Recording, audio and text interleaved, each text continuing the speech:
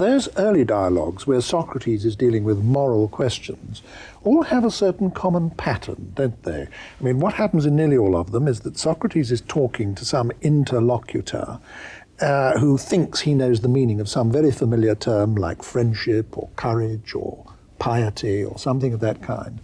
And by simply quizzing him, by interrogating him, by submitting him to what's become known as Socratic questioning, Socrates shows this person, and incidentally the onlookers as well, that they don't at all have a clear grasp of this concept that they thought they understood so well.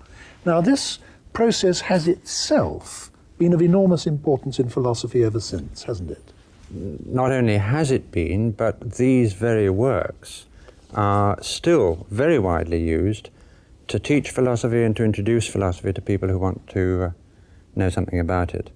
You start with a familiar and important concept. It's always a concept that's important in our life, and you get people to realize that there are problems in that concept. They try to think about it, they produce an answer. Socrates shows the inadequacy of the answer.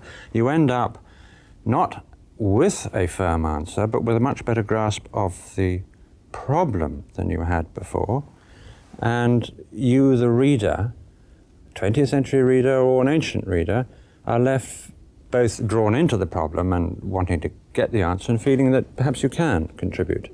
I can't help reflecting that even after more than 2,000 years, we're still puzzling about the meaning of terms like beauty or courage or friendship. We're still wondering precisely what these things consist of. Have we got any further after all this time? Yes and no must be the answer, mustn't it? I think Plato would be very firmly insistent that even if he did know the answer, if he told us, it wouldn't do us any good. I mean, it's the nature of these questions that they are ones that you have to think about for yourself, and an answer is worth nothing unless it's come through your own thinking. And that's why these dialogues are so successful as instruments for drawing you into philosophy.